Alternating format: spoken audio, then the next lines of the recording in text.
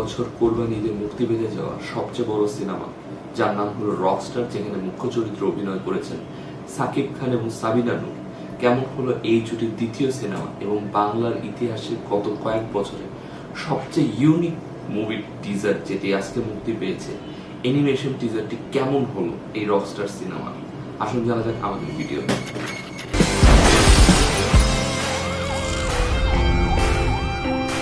দেখুন, যেহেতু এই সিনেমার টিজারটি প্রথম টিজারটি মুক্তি পেয়েছে পুরো একটা অ্যানিমেশন টিজারে আপনি সিনেমার ভিতরে থাকা দৃশ্যের সাথে কোনো মিল পাবেন, তার একটা থিমেটিক দিক দেখানো হয়েছে। সেই থিমেটিক দিক নিয়ে যদি আমরা কথা বলি, এখানে যে গল্পের আভাস দেওয়া হচ্ছে সেটি হচ্ছে, প্রথমে দেখানো একটি পাখি যে অনেক উপরে উঠতে চায় এবং তারপর দেখানো হয় একটি ছেলেকে, যেখানে থিমেটিক ভাবে দেখানো হয়েছে একটি ছেলে যে অনেক উপরে উঠতে চায় এবং তার চোখে দেখানো একটি আগুন এবং সেখান থেকে দেখা একটি কনসার্টের দৃশ্য, যার মানে একটি ছেলে যে একজন বড় সঙ্গীত শিল্পী হতে চায়।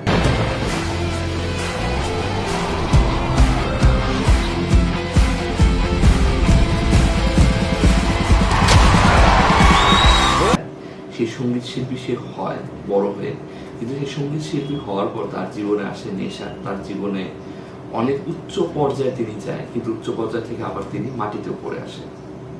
এই যে তার জার্নি, একজন সঙ্গীত শিল্পী হওয়ার মনের সুপ্ত আভাস, সুপ্ত আকাঙ্ক্ষা, সেখান থেকে সঙ্গীত শিল্পী হওয়া, সেখান থেকে উচ্চতর পর্যায়ে যাওয়া, উচ্চতর পর্যায় থেকে নিচে নেমে আসা, এই টেমপ্লেটে এই সিনেমার গল্পটি আগাতে যাচ্ছে বা এই থিমেটিক জোনে সিনেমার গল্পটি আগাতে যাচ্ছে, সেরকমই একটি আভাস দিয়েছে এই সিনেমার অ্যানিমেশন টিজারটি, অর্থাৎ রকস্টার সিনেমার অ্যানিমেশন টিজারটি।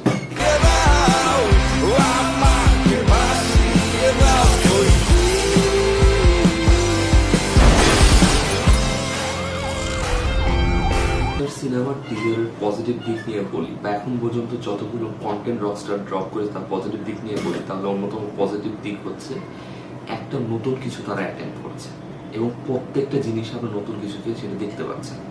প্রথম পোস্টার যদি লক্ষ্য করেন, সাকিব খানের এরকম লুক কখনো দেখা যায়নি।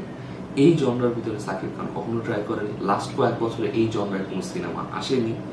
তারপরে যে অ্যানিমেশন টিজার আমার জানা মতে লাস্ট 10 বছরে কোনো সিনেমার ছিল না আমার জানা মতে। প্রথম টিজারটি কেউ অ্যানিমেশন দেয়, সাকিব খানের কেরিয়ার এটা প্রথম, এবং যে কোয়ালিটি ডেলিভার করছে সেটাও অত্যন্ত সুন্দর। সবকিছু মিলে এটা একটা অলওয়েজ থামস আপ পায়। আপনি যদি সাকিব খানের লাস্ট 4-5 বছরের ট্র্যাক রেকর্ড দেখেন, তিনি এমনও দিন গেছে, লাস্ট সিনেমারই কথা বলি, ঈদের আগের দিন পর্যন্ত শুট করেছেন। এবার সিনেমার শুটিং শেষ, অর্থাৎ প্রপার টাইম পাওয়া গেছে এই সিনেমার প্রি প্রোডাকশনের জন্য, প্রমোশনের জন্য এবং ম্যাটেরিয়াল ড্রপ করার জন্য, যার কারণে আজকে 1 মাস আগে এবার ঈদ হতে সম্ভবত 27 অথবা 28 তারিখ, এই মাসে প্রায় 27-28 দিন আগে প্রথম টিজার বা প্রথম কন্টেন্ট ড্রপ করা হয়েছে। মারাত্মক ফ্যান। এখানে যেরকম ব্যাকগ্রাউন্ড মিউজিক ইউজ করা হয়েছে, যেভাবে স্টোরি টেলিং দেখানো হয়েছে, যেভাবে থিমেটিক্স সেট করা হয়েছে, এটা এতটুকু গ্যারান্টি দিতে চলেছে এবার ঈদের অনেকটা হাইপ তোলে সিনেমা এটা হতে যাচ্ছে। কিছুদিন আগ পর্যন্ত প্রায় ঈদের কাছাকাছি চলে আসছে, কোনো সিনেমার হাইপ ছিল না। এই টিজারটি গ্যারান্টি দিচ্ছে আমি হাইপ তুলব, ওয়েট ফর ইট, এবং হাইপ তোলার জন্য যথেষ্ট। 5 তারিখে এটার অরিজিনাল মুভির ভিতরে যে অংশগুলো থাকতে যাচ্ছে সেটা নিয়ে টিজার আসতে যাচ্ছে। আমার অত্যন্ত এখন হাই ইন্সপায়ার হয়ে রয়েছে এই টিজারটিকে দেখার জন্য। যদি আমাকে এক কথায় বলেন সিনেমাটা আপনি কিরকম আশাবাদী টিজারটা দেখে, আমি টিজারটার মিউজিক, ব্যাকগ্রাউন্ড, অ্যানিমেশন, যেভাবে স্টোরি টেল করছে, যেভাবে মিউজিককে ব্যবহার করছে, যেভাবে থিমকে সেট করছে, যেভাবে প্রমোশন করছে, যেভাবে লুক সেট করা হয়েছে, সবকিছু মিলে যদি বলি এবার ঈদের অন অফ দ্য বেস্ট সিনেমার মধ্যে চলতে যাচ্ছে এই সিনেমাটা, যদি এর কন্টেন্ট যেরকম তারা প্রমোশনে ডেলিভার করছে সেটা সিনেমায় ডেলিভার হয়।